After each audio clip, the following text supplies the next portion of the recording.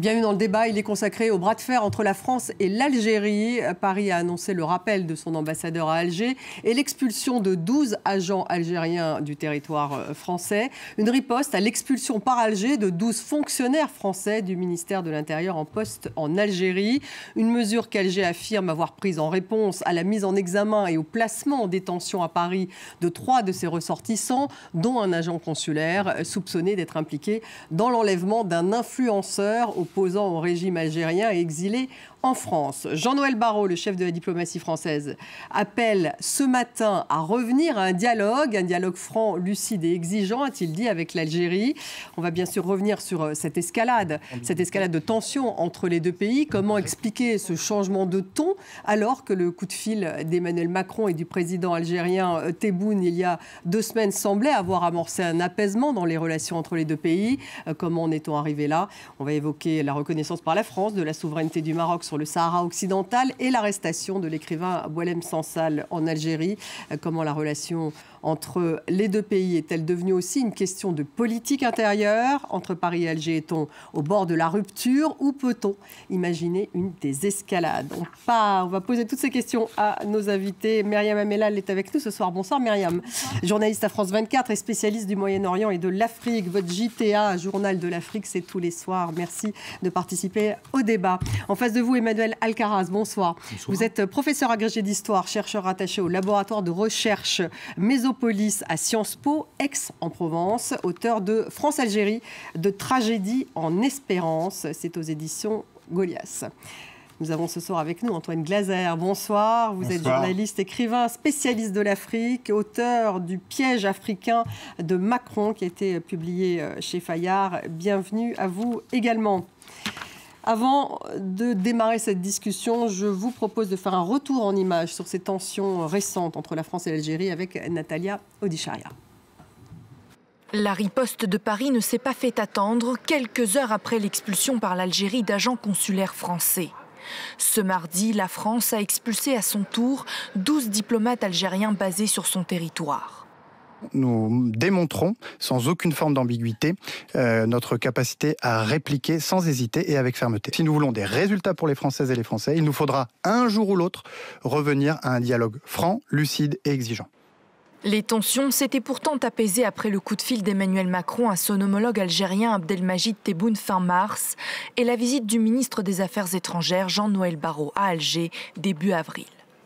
Mais ce nouvel épisode vient crisper à nouveau les relations entre les deux pays, tendues par de multiples incidents de ces derniers mois. Et Belkir Belhaddad nous a rejoint. Bonsoir. Bonsoir. Merci de participer au débat. Député de Moselle et président du groupe d'amitié France-Algérie. Ancien président. Ancien président voilà. Du groupe amitié France-Algérie. Est-ce que cette reprise des tensions vous a surpris ? Non, ça ne m'a pas surpris. La réaction de la France vis-à-vis de l'Algérie n'est pas surprenante et je trouve même inacceptable cette position algérienne que j'ai trouvée un peu outrancière par rapport à une décision de justice française. On est dans un pays de droit et il y a bien une séparation des pouvoirs et le politique n'y s'immisce pas du tout dans les décisions de justice. Voilà un peu la première impression qui est la mienne suite à cette escalade. Que vous appelez donc une escalade. Ce soir, on dit on est dans une escalade. Pour moi, oui, mais qui fait partie, je dirais, d'un soubresaut qu'on en connaîtra d'autres. Des soubresauts dans cette relation. Et depuis le départ, j'ai toujours dit que la diplomatie devait prendre le pas sur, finalement, les attitudes plutôt politiciennes de politique intérieure, plutôt que celles de l'intérêt de la relation franco-algérienne. On va y revenir. Emmanuel Alcaraz, ce coup de froid vous a surpris, vous ? Non, il ne m'a pas surpris, d'autant plus qu'il y a une exploitation politico-médiatique de cette affaire judiciaire, aussi bien des deux côtés de l'Algérie, par des gens peut-être qui ne veulent pas d'une réconciliation entre la France et l'Algérie. Donc vous pensez qu'il y a une instrumentalisation ? Il y a une instrumentalisation des deux côtés. de ceux qui ne veulent pas de cette réconciliation, que ce soit la droite et l'extrême droite, et en Algérie, bien sûr, des gens qui veulent fragiliser. Il faut voir que cette affaire fragilise à la fois la politique de rapprochement qui était menée par le président Macron. Mais justement, il y a eu ce coup de fil entre Emmanuel Macron et le président Tebboune, ce que je disais il y a 15 jours, et ça n'a pas suffi. Pourquoi ? Ça n'a pas suffi parce qu'il y a justement cette exploitation politico-médiatique, notamment du ministre de l'Intérieur, M. Retailleau. Alors curieusement, c'est surpris à cette affaire judiciaire, la justice est indépendante, enfin il en profite quand même pour se rendre au Maroc, pour critiquer la position algérienne qui ne reprend pas assez les OQTF. Il cherche à se montrer sur la scène politique intérieure comme étant l'homme fort de la droite, cherchant à profiter peut-être de l'affaiblissement de Marine Le Pen et de ses démêlés. Donc pour vous, il est responsable? Non, il n'est pas responsable. Il y a bien des faits sur lesquels la justice n'a pas tranché. Pour l'instant, il y a toujours une présomption d'innocence, mais il y a une exploitation aussi du côté de l'équivalent de M. Retailleau en Algérie.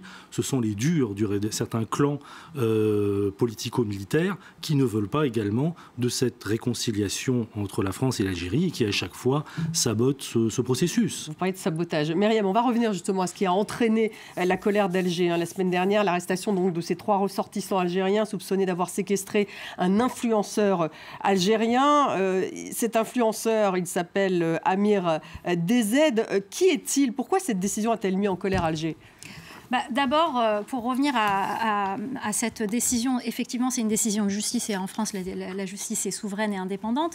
Mais ce que reproche Alger, il faut bien écouter ce que reproche Alger dans les communiqués. Moi, j'ai regardé un petit peu, notamment des porte-paroles du ministère des Affaires étrangères qui ont pris la parole sur des télévisions algériennes, qui expliquaient en fait que ce n'est pas le fait qu'ils aient été arrêtés, mais la manière dont ils ont été arrêtés dans la rue, et que c'est un agent consulaire, donc il y a des règles dans la diplomatie qui n'ont pas été respectés. Donc les termes sont importants. On ne reproche pas. Et puis, on dit, attention, on a expulsé des agents français qui dépendent du ministère de l'Intérieur. Donc il vise sur directement... les télévisions algériennes, on ne voit que des images de Bruno Retailleau, donc c'est lui qui est visé, qualifié de saboteur de ces relations franco-algériennes pour des intentions électorales. Voilà ce qui se dit à Alger, en tout cas, sur cette affaire. Concernant Amir DZ, c'est un personnage très controversé, y compris en Algérie.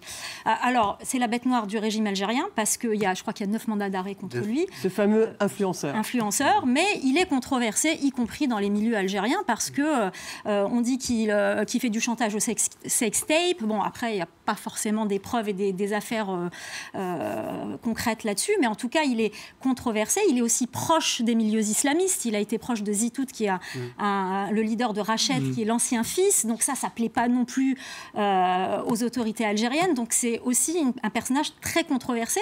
Et beaucoup se demandent comment un tel personnage peut servir peut mettre à mal des relations aussi importantes. Oui, c'est ce qu'on se dit à Alger. Mais comment on peut foutre en l'air des relations aussi importantes par un personnage aussi peu important quelque part? Antoine Gazer, votre analyse de cette toute dernière... Je ne dis pas que je n'ai pas été surpris. J'étais surpris parce qu'on était quand même à la veille de l'envoi du ministre de la Justice, Gérald Darmanin, qui devait aller porter une lettre au président Tebboune pour l'inviter en visite d'État en France, ce qui est pas rien. Et j'étais d'autant plus surpris que quand vous avez des problèmes entre deux pays, ce sont très souvent, quand les pays n'ont plus, par exemple, de relations diplomatiques, ça passe par les services secrets. Et donc, compte tenu du régime algérien, qui vraiment voulait marquer qu'il s'adressait directement au ministre de l'Intérieur, je veux dire, par rapport en France et la DGSI, du coup, la France aussi, mais les diplomates algériens qui sont expulsés, ils sont plutôt des GSE. Donc, je veux dire, quand il n'y a plus de relations entre pays, et ça montre bien, d'abord, au niveau de l'importance dans le système militaire algérien, l'importance des services de renseignement.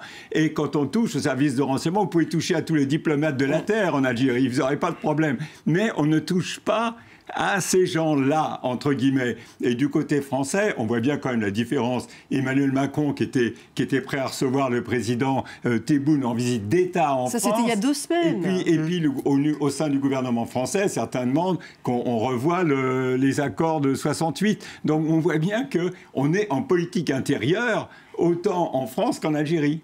Moi, ça m'a surpris, si je peux me permettre aussi. On m'avait posé la question, est-ce que cette réconciliation est solide? J'avais dit non, parce qu'il y a toujours des hauts et des bas, mais je ne m'attendais pas à ce que ça clash aussi vite et de cette façon. Quand on écoute le ministre des Affaires étrangères français il y a 15 jours, et là, le ton est complètement différent et on a l'impression qu'on a dormi pendant 15 jours et qu'on s'est réveillé et qu'il n'y a rien qui a changé, quoi. On est quand même dans un vrai clash. Emmanuel Alcaraz, pour redonner du contexte, donc il y a 15 jours, il y a eu ce coup de fil entre les deux présidents, mais avant cela, il faudrait remonter au mois de juillet dernier, quand la France finalement a reconnu la souveraineté du Maroc sur le Sahara occidental. Est-ce que ça a été le catalyseur de cette brouille? Il y avait déjà eu des brouilles avant, notamment Emmanuel Macron avait quand même il avait lancé à la fois un processus mémoriel, en nommant... mais là, on était dans un rapprochement, justement. Il y avait un rapprochement, mais il avait critiqué le régime algérien en parlant de la rente mémorielle du régime algérien. Donc il y avait quand même déjà eu des accros. Mais là, en fait, ce qui a mis le feu aux poudres, l'événement déclencheur, c'est cette reconnaissance. Et là, récemment, il vient de déclarer qu'il ne reviendrait pas sur sa reconnaissance, qu'elle était irréversible. Et ça, c'est aussi un facteur qui a pu aggraver les choses. Et moi, je pense aussi, pardon Stéphanie, que les relations franco-algériennes sont tellement uniques que cette question qui a été réglée finalement avec l'Espagne, puisque l'Espagne aussi s'est rapprochée de la position marocaine concernant le Sahara occidental. Il y a eu un vrai clash entre l'Algérie et l'Espagne, mais ça s'est apaisé.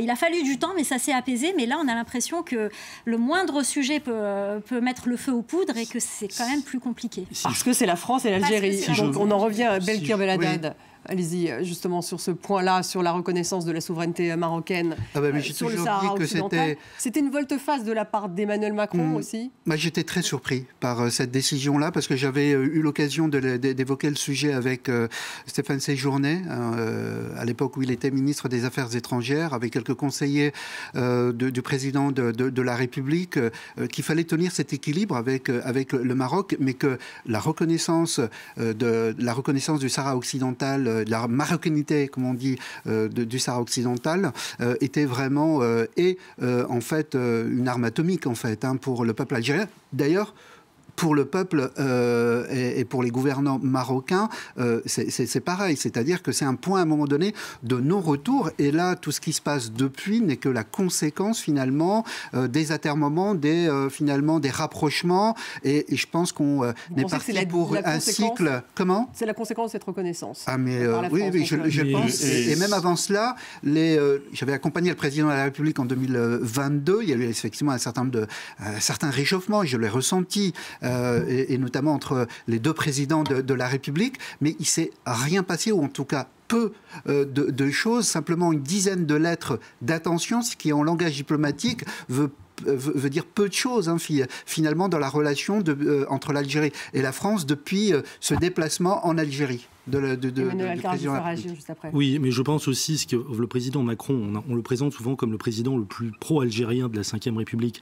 Mais d'un autre côté, il a créé des attentes, mais aussi des déceptions en Algérie. Parce que quand il était candidat, il avait dit que la colonisation, c'était un crime contre l'humanité. Puis après, il a quand même nuancé son discours. Oui, il y a quand même eu cette commission sur la réconciliation de Benjamin Stora. C'était un peu une première. Il y a eu des reconnaissances, un certain nombre de reconnaissances un peu historiques. Tout de même, par exemple, que l'avocat Ali Boumengel ait été torturé et assassiné par l'armée française en Algérie. Ça, c'était aussi quelque chose d'important. Ce sont des petits pas mémoriels, mais ce qu'attendent des Algériens pour qu'il y ait une vraie réconciliation, ils veulent une reconnaissance globale des crimes commis par la France pendant l'époque coloniale. Et tant qu'il n'y aura pas cette reconnaissance, cette relation sera fragilisée. À partir du moment où la France reconnaîtrait ce qu'elle a fait pendant la colonisation française, eh bien là, les Algériens, de leur côté, pourraient aussi reconnaître certaines choses à l'égard des Européens d'Algérie, à l'égard des Harkis. Mais ils considèrent qu'ils ont été occupés, que cette conquête a été très violente.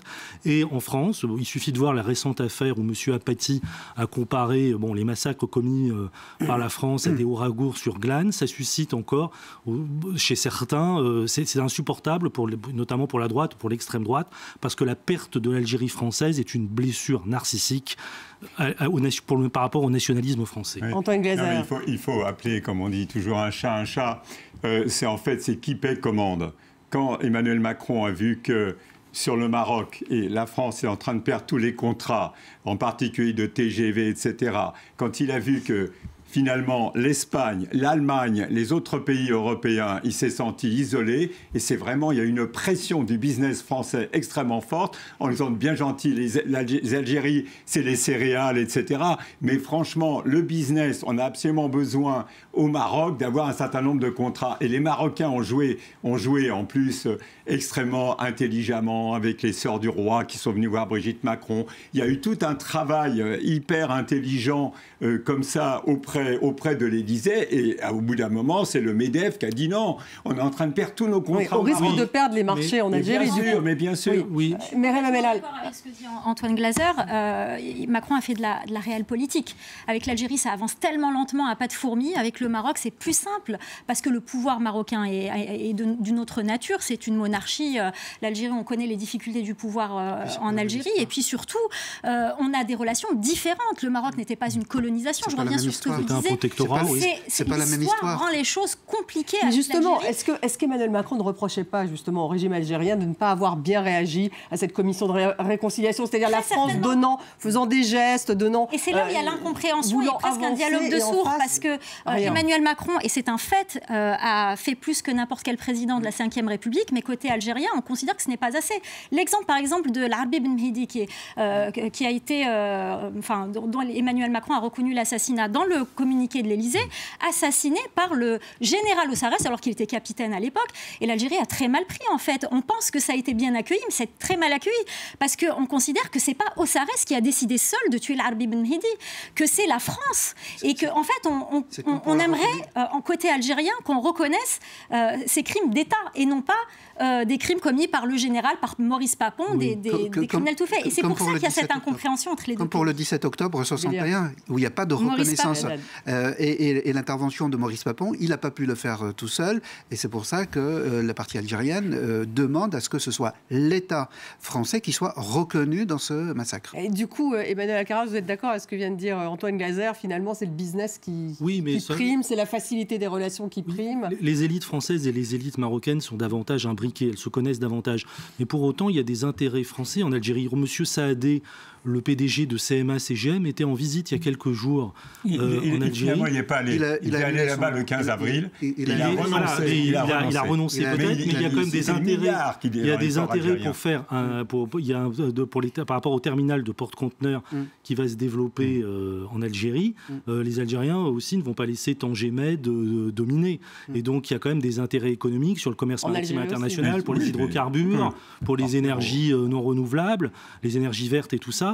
Donc il y a quand même des intérêts économiques qui sont très importants. Le marché algérien, il est aussi très important. Bien sûr, là, il peut y avoir un retour de bâton. Oui, mais là bien sûr, mais ça y est, il y a un certain nombre. Il devait aller, je veux dire, c'est vrai que Rodolphe Saadé devait aller, c'était des milliards, une très grosse proposition aux Algériens sur l'ensemble des ports pour concurrencer en particulier les Chinois. Seulement, en ce moment, c'est vrai que le Maroc, après la reconnaissance, les accords d'Abraham, après le business avec les Américains, le business avec les Espagnols et le business avec les Allemands, c'est vrai qu'au niveau industriel, industrie, armement, c'est vrai que sur le Maroc, il y avait une pression beaucoup plus forte et c'est beaucoup plus difficile sur l'Algérie. C'est ça aussi l'histoire. Mais ça ne veut pas dire qu'il n'y a pas d'autres investisseurs qui courent en Algérie depuis qu'il y a cette brouille avec la France. On voit les Italiens investir en masse, on voit aussi les Allemands arriver, on voit les Chinois, là ils ont signé aussi, ils étaient déjà présents, mais un gros contrat sur le lithium. La Turquie aussi. La Turquie.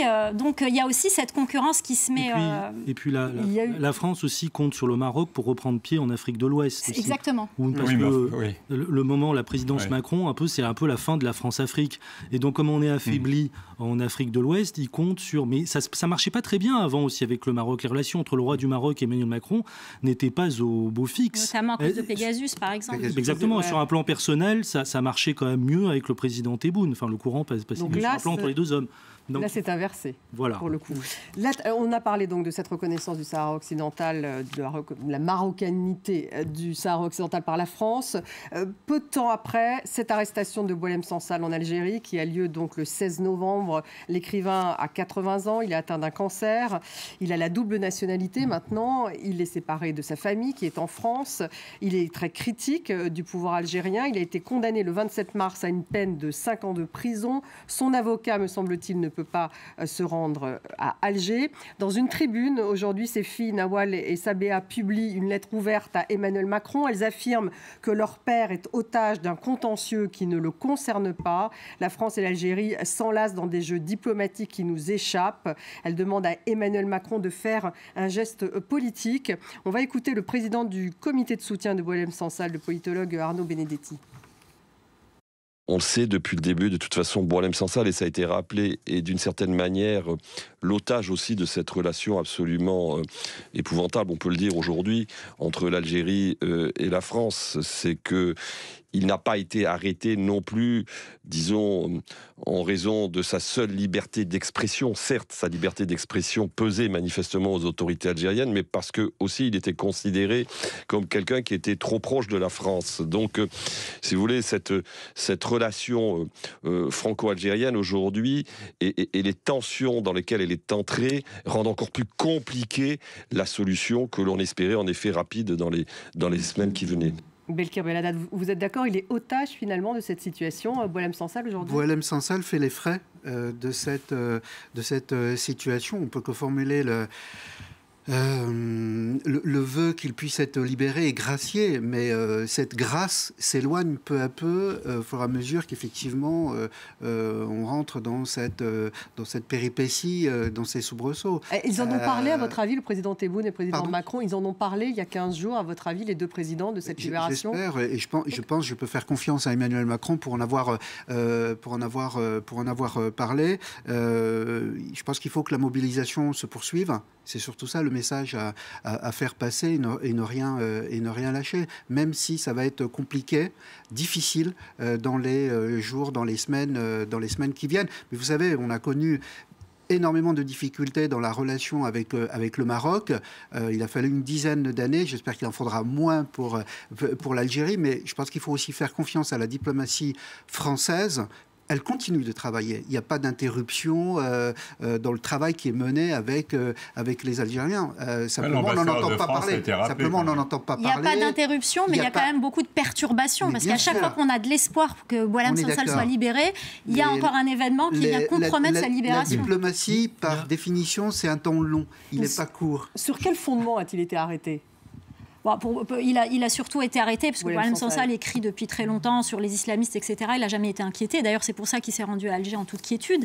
Il a été arrêté surtout pour ses propos qu'il a tenus, notamment sur les frontières algériennes. Il y a une loi, il est tombé sous le coup d'une loi, donc c'est ça qui est compliqué. Il a remis en question l'intégrité territoriale, les frontières entre l'Algérie et le Maroc, en disant que l'Algérie, à l'indépendance, a pris des territoires qui appartenaient autrefois au Maroc, etc. Et c'est pour ça, et ça, c'est vrai que c'est des questions rédhibitoires en Algérie. Et ce sont des propos, plus est-ce qu'il serait otage aussi de cette situation, de cette brouille entre la France et l'Algérie, puisqu'il a été arrêté après cette reconnaissance. Il en fait les frais, mais je pense que tout le monde... Je pense que les deux parties... Je pense que le premier à en faire les frais, c'est Boualem Sansal, puisqu'il est en prison et qu'il est malade. Mais je pense que les deux parties, finalement, en font les frais. Parce que je ne pense pas qu'il y a un intérêt à Alger de garder Boualem Sansal malade en prison. Je pense que quelque part... Ça pose la question de la manière dont ils traitent leurs écrivains, tout de même, l'Algérie. Je pense qu'il y a quelque part il y aurait eu un soulagement qu'on puisse, côté algérien, qu'on puisse gracier Boualem Sansal rapidement, qui parte, parce que l'avoir malade en prison, risquer qu'il lui arrive quelque chose en prison, c'est pas très glorieux. Et d'un autre côté, côté français aussi, on avait intérêt à ce qu'il soit libéré. C'est malheureusement tous ces soubresauts qui font que ça retarde à chaque fois sa libération. Mais pourquoi, Emmanuel Alcaraz, pourquoi ça retarde la libération? Après tout, il pourrait être gracié tout de même, il pourrait y avoir un geste d'humanité. Par rapport à ce qu'il y a le jeu politique algérien, parce que les durs du régime algérien pourrait taxer monsieur Tebboune de faiblesse. Mais aussi, ça participe aussi, l'affaire Sansal, ça participe à la diabolisation du régime algérien.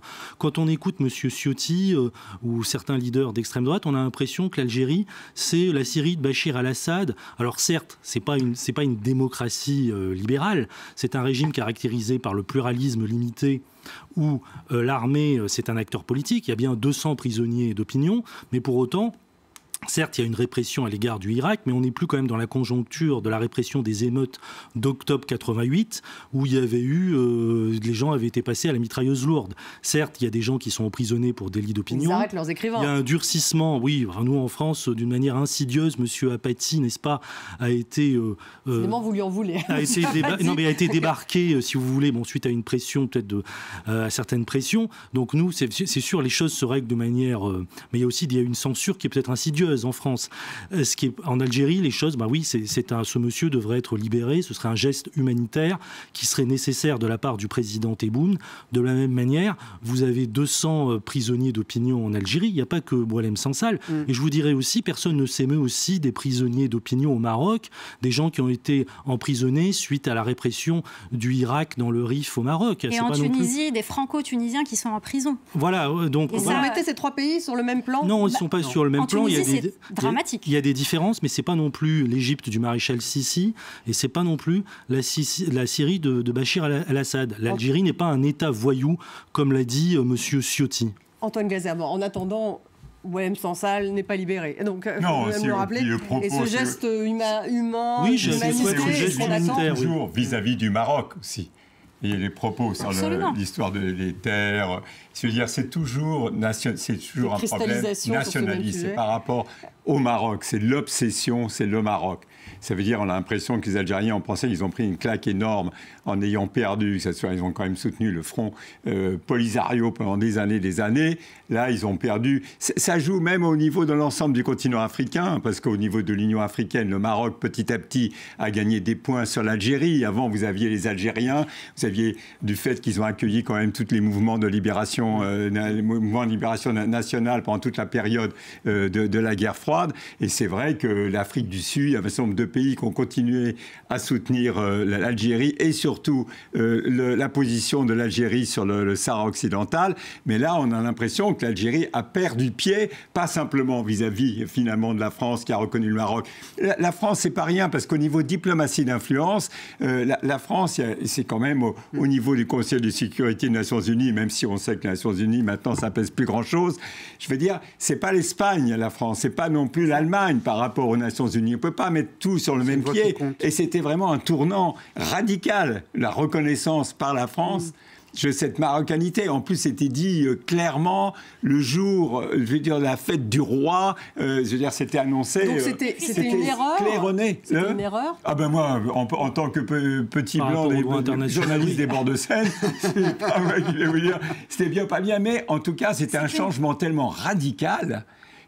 Et puis, il y a eu ça, et puis il y a eu quand même l'accompagnement d'une visite au Maroc en grand équipage d'Emmanuel Macron. Il y avait tout le gouvernement français. Et quand vous pensez on parlait d'investissement, d'ailleurs. Quand vous pensez que 2 ans avant, vous aviez Emmanuel Macron, qui avait, avec son chef d'état-major, avec son patron des services secrets, Bernard Rémier, qui était en face de tous les généraux algériens. Dans la résidence de Zeralda pour un déjeuner.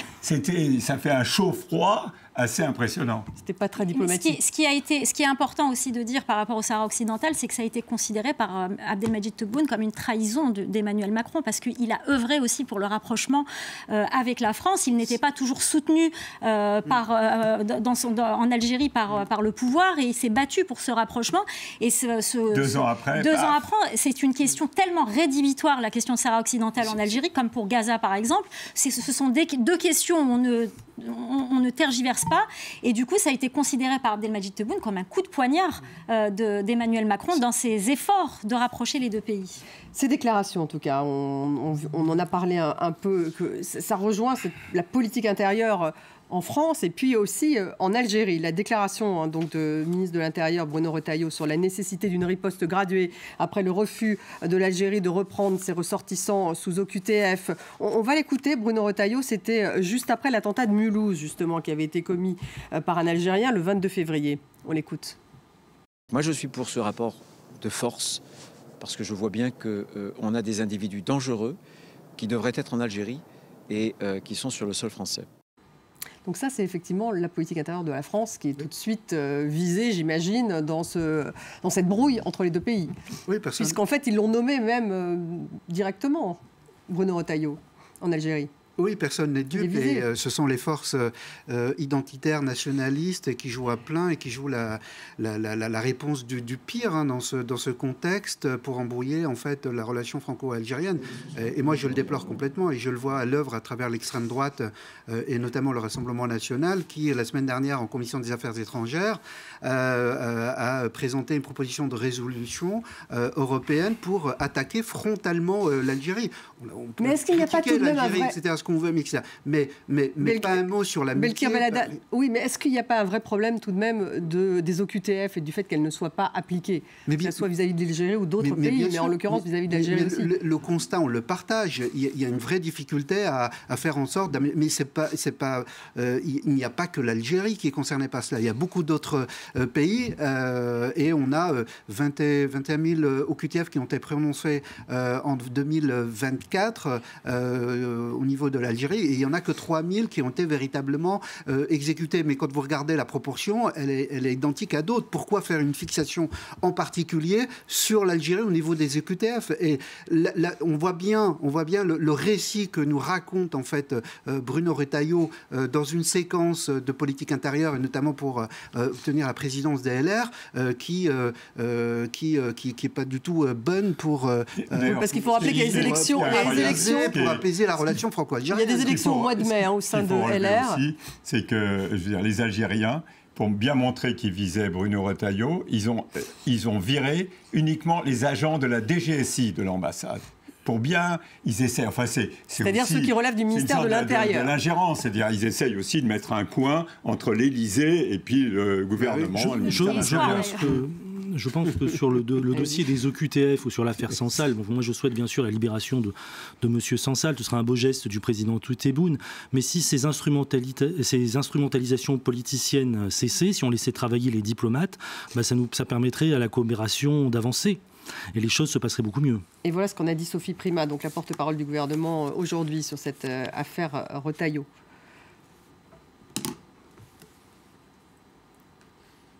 Au-delà de cette période de difficulté et de tension, à un moment ou à un autre, le dialogue devra se renouer entre les autorités de nos deux pays, et c'est grâce aux relations cultivées, préservées par les sociétés civiles que nous y parviendrons. Ce n'est pas Sophie Primas, bien sûr, c'est Jean-Noël Barrot, donc le ministre des Affaires étrangères, qui vient de s'exprimer d'ailleurs à l'instant à Marseille. On a vu qu'il veut privilégier à nouveau la diplomatie. Myriam Hamella, il est revenu là-dessus.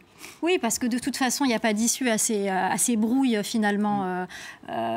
J'aime beaucoup le titre de votre livre, Tragédie et espérance. En fait, ça résume très bien les relations franco-algériennes. Mais il faut aussi ne pas négliger le fait qu'il y a une histoire en commun. Il y a des populations aussi qui sont concernées. Il y a, je crois, près de 6 millions de franco-algériens en France qui sont directement liés à l'Algérie. Il y a toute cette histoire qui fait que ça ne peut pas durer.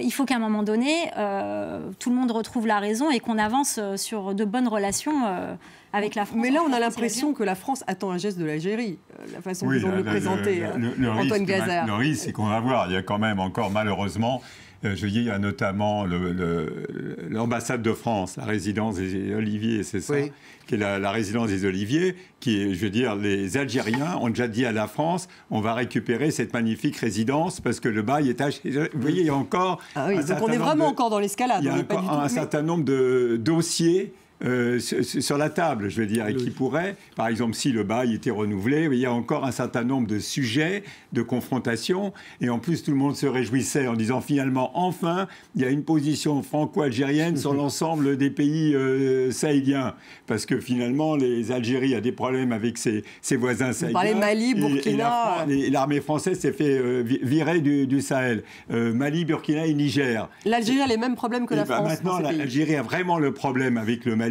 parce qu'ils ont descendu un missile avec un Sukhoi, un missile qui vaut 30 millions d'euros. Les Maliens n'en ont que 2. Et du coup, les autres pays de la région, de l'Alliance des États du Sahel, se sont solidarisés pour défendre maintenant le frère malien. Donc l'Algérie a des problèmes avec le Maroc, avec la France, avec l'ensemble des pays aussi de sa frontière sud. Donc elle s'isole. Elle s'isole de plus en plus. On va l'écouter, Sophie Primas, la porte-parole du gouvernement.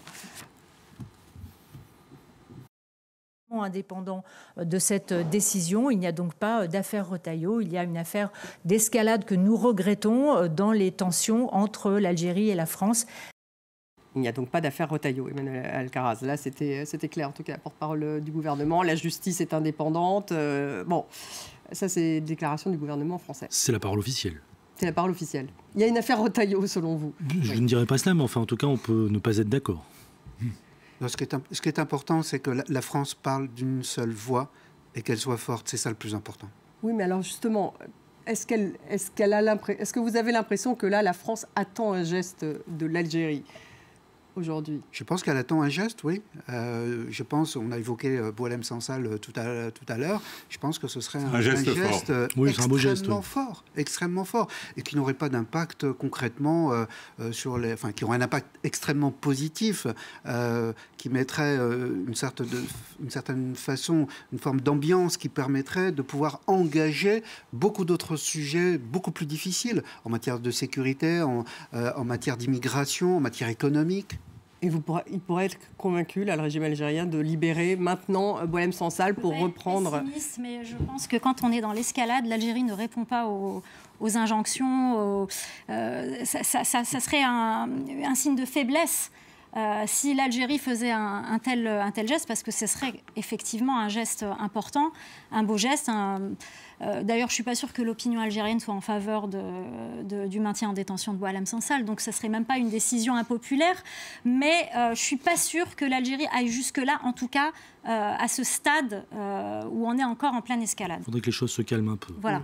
Justement, jusqu'où elle irait cette escalade, d'après vous? Là, il y a encore une coopération d'un point de vue judiciaire sur la sécurité entre l'Algérie et la France? Encore une fois, habituellement, je disais au début, lorsque deux pays ont vraiment des problèmes, ce sont les services secrets qui font les relations. Vous avez le patron de la DGSE, Nicolas Lerner, qui est allé en Algérie en janvier. Donc ce sont des gens, il y a des gens qui circulent. Mais là, on voit bien, et même dans son interview à l'opinion, ça m'a surpris, le président Tebboune, il fait même la différence. Il y en a des problèmes avec la DGLSI, mais pas avec la DGSE. Vous voyez l'imbrication entre la France, les relations entre la France et l'Algérie. Ça veut dire il y a ingérence à chaque fois que quelqu'un s'exprime, tellement les deux pays se connaissent, ils se connaissent parfaitement, ils savent les faiblesses des uns et des autres. C'est hallucinant. Ça veut dire que de penser qu'un président peut cibler Bruno Retailleau, je veux dire un président étranger, je veux dire, c'est vrai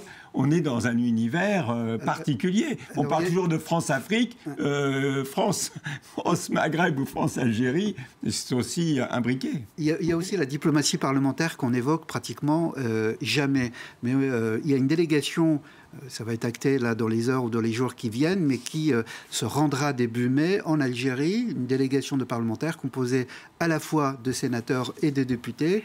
J'en ferai partie. Donc c'est quoi votre objectif? Notre objectif, c'est de renouer le fil avec un certain nombre d'interlocuteurs, nos homologues du Sénat et de l'Assemblée de la peine algérienne, de la société civile. Ça serait un geste... Mais je pense que c'est important. On est la représentation nationale. Donc on peut aussi, par ce biais-là et par ce canal-là, établir aussi un lien qui me semble extrêmement important. Alors la France, on a l'impression qu'elle demande un geste du côté algérien. Les filles de Boualem Sansal, elles, dans leur tribune, demandent à Emmanuel Macron de faire un geste politique. Donc qu'est-ce qu'il pourrait faire? Elles avaient demandé aussi à Abdelmajid Tebboune. Il y avait eu une tribune aussi qui s'adressait au président algérien pour demander la libération de leur père. C'était il y a peut-être un mois. Et effectivement, maintenant, elles demandent à Emmanuel Macron. Mais en fait, c'est compliqué parce qu'il faut que ça se négocie d'une manière diplomatique et presque secrète. Pas sur la place publique, pas avec des intérêts politiques de part et d'autre. Et c'est pour ça que sa libération est compliquée. Un geste politique de la part d'Emmanuel Macron. Oui, c'est possible, mais aussi une solution aussi pour parvenir à une désescalade, ce serait aussi la diplomatie de l'Union européenne qui pourrait jouer un rôle. Ah oui. Parce qu'un des premiers partenaires de l'Algérie, c'est l'Union européenne. Et donc peut-être. Donc Kaja Kallas devrait peut-être aller en Algérie. Il y a des émissaires, des médiateurs, des personnes que ce soit au niveau des sociétés civiles, vu que les relations d'État à État bilatérales sont tendues. Vous avez des intellectuels, des personnalités de la société civile qui peuvent jouer un rôle. Je pense par exemple à l'historien Benjamin Stora, qui préside la commission des historiens franco-algériens. Voilà un homme qui, toute sa vie, a voulu être la passerelle entre la France et l'Algérie. Donc c'est quelqu'un, par exemple, un médiateur possible, mais il y en aurait d'autres.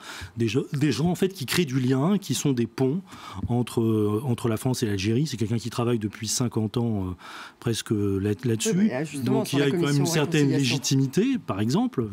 C'est un peu un vieux sage maintenant.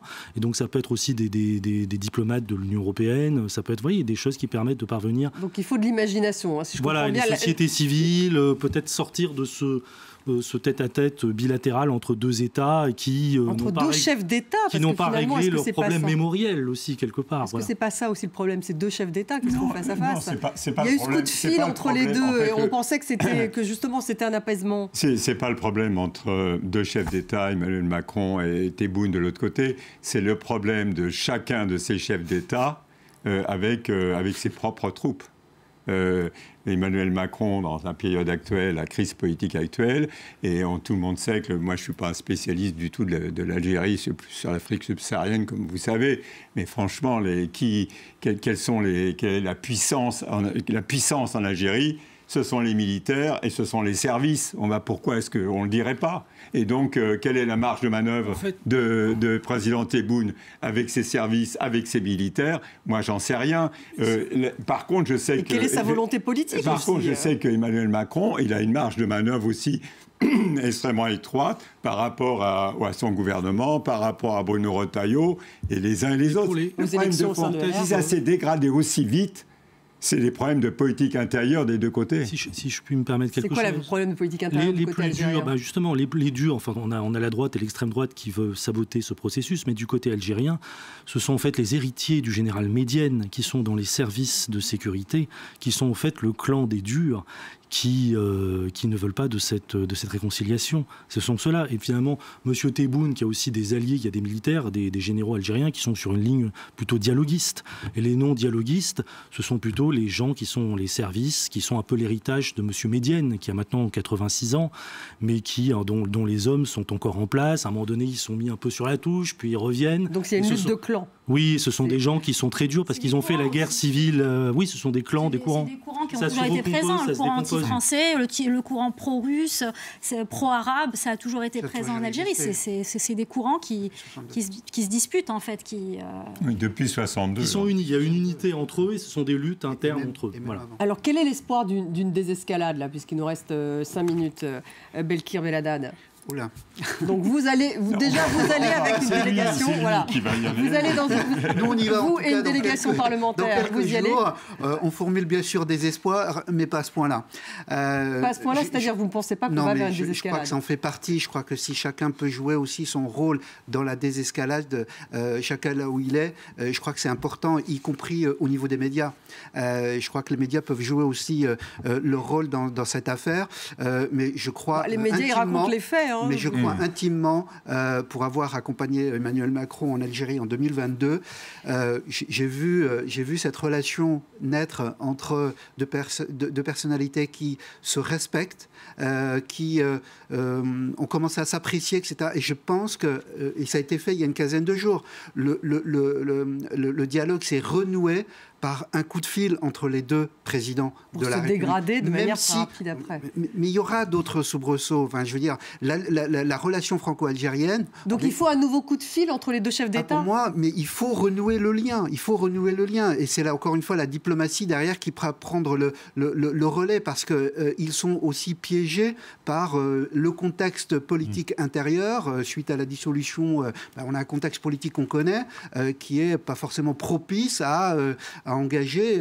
des initiatives nombreuses sur ce sujet. Et la même chose du côté algérien. Il faudra un coup de fil entre les deux chefs d'État? Oui, enfin, il y avait Là, je pose la question à l'historien, parce que vous avez le recul sur il y avait ces le brouilles. Téléphone rouge à l'époque de la guerre froide, mais là, c'est sûr qu'il faudrait que ça se téléphone pas mal. Il y a les coups de fil du soir devraient fonctionner pour un peu parvenir à une désescalade. Alors, qui va appeler le premier? Bon, ça, je ne sais pas. C'est ça, Myriam Amellal. Normalement, ils décrochent ensemble. Moi, je résumerais ça rapidement en disant que c'est une relation entre les deux pays, qui est une relation passionnelle, qui peut se dégrader en 15 jours. On passe de l'amour à la haine, mais si on est passé de l'amour à la haine en 15 jours, on peut passer de la haine à l'amour en 15 jours. Donc, il faut garder espoir. Il faudrait stabiliser un peu tout cela, quand même. Oui, il faut surtout qu'il y ait une désescalade, que chacun retrouve sa raison, qu'on ne monte pas tout de suite sur ses grands chevaux des deux côtés. Il y a quand même une relation qui existe entre les deux pays. L'histoire est parfois douloureuse, mais elle est aussi heureuse. Donc il faut aussi continuer à construire cette relation sereinement. Antoine Gazer, oui, moi, un coup de fil entre les deux chefs d'État. Qui doit appeler l'autre? Je pense que là, il faut attendre. On est piégé des deux côtés. piéger des côtés. Je vois pas Emmanuel Macron. C'est dur de sortir d'un piège. Je vois pas Emmanuel Macron, je veux dire, par rapport à son gouvernement, je vois pas en train de décrocher son téléphone actuellement, après avoir quand même viré pour ce qui est apparemment pour les services, la ligne rouge, de virer 10 agents de la DGSI, c'est pas possible. Et moi, je vois pas Abdelmajid Tebboune le faire non plus. Donc, merci beaucoup Antoine Gazer, Myriam Amellal, merci Belkir Belhaddad d'avoir participé à cette émission, merci. Emmanuel Alcaraz, pardon. Merci à vous tous de nous avoir suivis. Vous la retrouvez cette émission sur les réseaux sociaux également en podcast et je vous dis à demain.